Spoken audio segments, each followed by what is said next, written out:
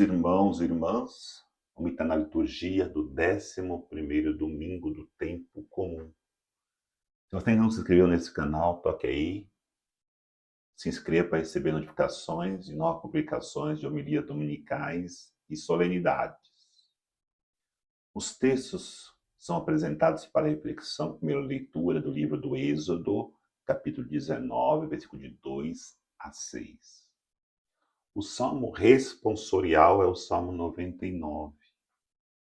Como segunda leitura da carta de São Paulo aos Romanos, capítulo 5, versículo de 6 a 11. Evangelho de São Mateus, capítulo 9, versículo 36, depois entramos no capítulo 10, até o versículo 8. A liturgia da palavra nos convida a sermos colaboradores de Deus no seu projeto de conduzir o seu povo à experiência de salvação. Minha leitura de hoje, do livro do Êxodo, nós ouvimos que o povo saiu de Rafidim e chegou no deserto do Sinai e acampou ali perto da montanha. E Moisés subiu a montanha para dialogar, para conversar com Deus.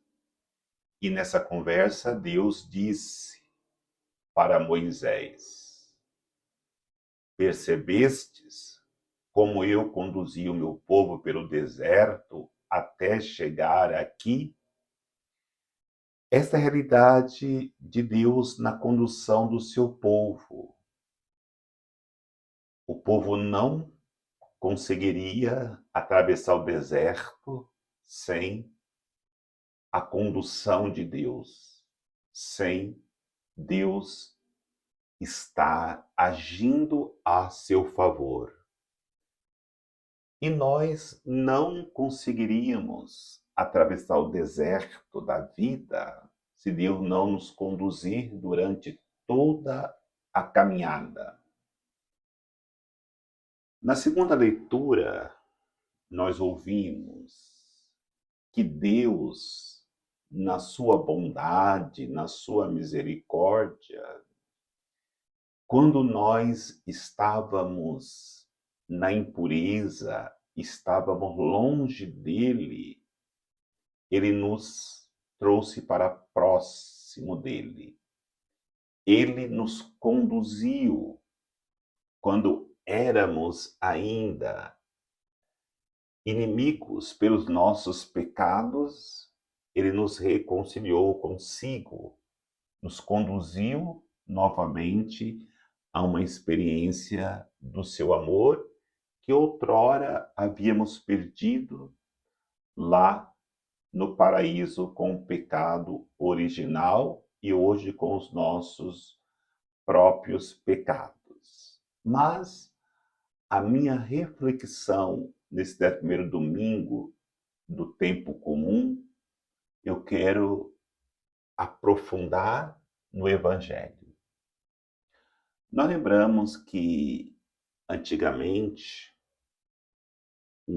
as peças de teatros eram desenvolvidas, eram apresentadas, eram escritas por atos.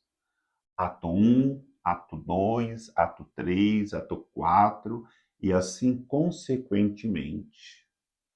Eu quero refletir no Evangelho de hoje por atos, porque o Evangelho de hoje é um convite de Deus para que nós possamos participarmos da condução do seu povo para a terra prometida, que agora é o céu. Sempre Deus conduziu o seu povo. Agora, ele quer que nós entremos nesta sua pedagogia para que possamos assim conduzir todo o povo de Deus a uma experiência de libertação e, consequentemente, de salvação eterna. O primeiro ato do Evangelho de hoje desenvolve-se quando Jesus olha para aquela multidão e tem compaixão, porque é uma multidão que parece ser um povo sem pastor. Esta multidão que Jesus tem compaixão é hoje toda a humanidade. Somos cada um de nós. Ele quer que nós tenhamos pastores que nos conduzam para nos alimentarmos nos prados verdejantes. E esses prados verdejantes só encontramos no redil de Jesus Cristo. Agora, na questão que ele quer que nós sejamos também condutores, ele nos convida a refletirmos sobre tantas multidões pelo mundo que precisam da ajuda daqueles que são cristãos, que querem ser discípulos de Cristo, missionários de Cristo.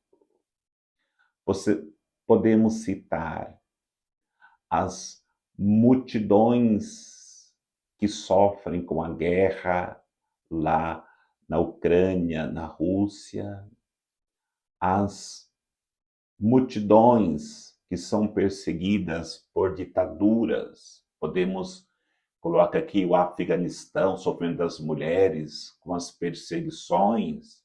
Podemos colocar aqui as multidões que sofrem com uma fome na África. E podemos aqui colocarmos etc., porque são muitas multidões. E como nós poderíamos ajudar essas multidões?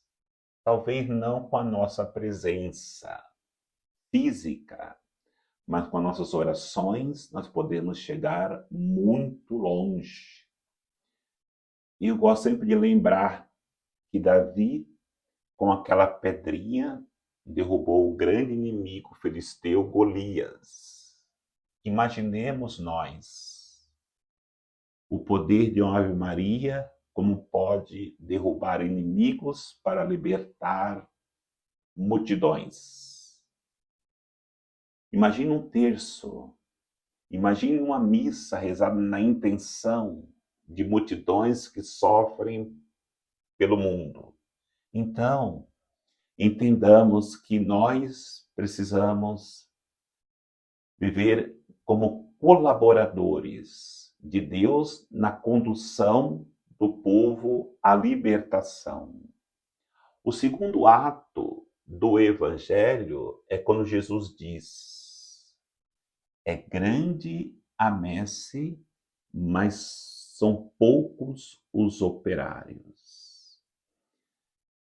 Jesus não poderia, no seu tempo, porque ele estava no meio dos homens como o Verbo encarnado, como homem, está em todos os momentos ao mesmo tempo para poder libertar as multidões que sofriam.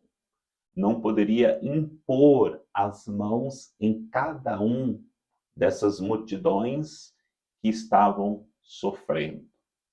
Por isso, ele precisava de multiplicar os seus discípulos para que fossem enviados nas multidões para libertá-las. No entanto, muitas vezes nós vivemos como a realidade do povo no tempo de Jesus, que era uma massa E essa massa de pessoas que eram as multidões, muitas vezes iam atrás de Jesus não para ser discípulo, não para ser missionário, mas para poder usufruir daquilo que Jesus poderia oferecê-los. No entanto, hoje nós corremos este mesmo risco de sermos uma massa e não nos apresentarmos como missionários, como discípulos para ajudar essas multidões que sofrem. Por exemplo, uma massa vai na missa, uma massa vai nas novenas, uma massa de gente vai nos encontros, uma massa de gente se reúnem para louvar a Deus, mas voltam para suas casas alimentados por aquilo que a igreja pôde oferecer, ou que aquele encontro que fez pôde alimentar as suas almas. No entanto, não estão preocupados com as multidões que sofrem. Nós, para entender melhor essa reflexão, precisamos nos destacarmos destas massas, como se destacaram São Sebastião, Santa Teresinha, Padre Pio de Pietrelcina. São tantas as pessoas, são tantos homens e mulheres, Maria de Calcutá, contemporaneamente, São João Paulo II, os mais recentes que se destacaram da massa e ajudaram multidões a se libertarem dos seus sofrimentos, das suas dificuldades. Sejamos também, ao nos destacarmos, sairmos do nosso comodismo de estarmos no meio da massa e nos apresentemos como estes homens, essas mulheres, para ajudarmos no sofrimento das pessoas. O terceiro ato é quando Jesus, ele sobe a montanha, reza e escolhe 12 para se destacarem da massa e ajudarem as multidões a se libertarem conforme Jesus os enviaria para as missões. E aí quero destacar, nesse terceiro ato, as diferenças que havia nos 12 que ele escolheu. Eram homens de várias regiões da Palestina. Eram homens, cada um com a sua ideologia, com seu partido político, com a sua realidade de profissão. Mas no momento que eles foram chamados, tudo isso deveria ficar em segundo plano. O que eles tinham que dedicar era ajudar as multidões a se libertarem das cadeias, dos sofrimentos, terem compaixão daquela multidão que se apresentavam no sofrimento sem pastor. E as multidões que Jesus queria enviar os seus discípulos seriam as que nós encontramos hoje ou em todas as gerações que sofrem por várias realidades que as situações impõem sobre suas vidas. Fome, perseguição, situações de guerras, situações de pandemias, situações de miséria nas regiões onde moram.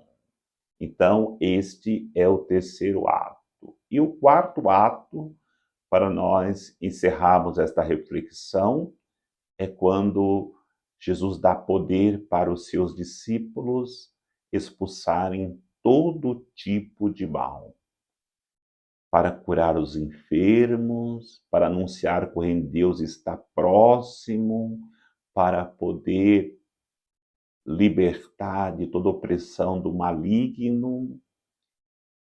Então entendamos, não será com a nossa própria força, mas será com a graça de Deus, com o poder de Deus, que nós poderemos ajudar as multidões a se libertarem dos seus sofrimentos e colocar no coração das pessoas a esperança de que Jesus Cristo, como aquele que conduz o povo novamente à experiência do paraíso outrora perdido, nos dá esse poder para que possamos também, em seu nome, ajudar as pessoas a encontrar o caminho da salvação, mesmo em todas as dificuldades que elas vivem. Deus pode trazer a esperança de que essas pessoas, essas multidões possam caminhar para a experiência de eternidade com Deus na sua glória. Que o Senhor nos abençoe, em nome do Pai, do Filho e do Espírito Santo. Amém.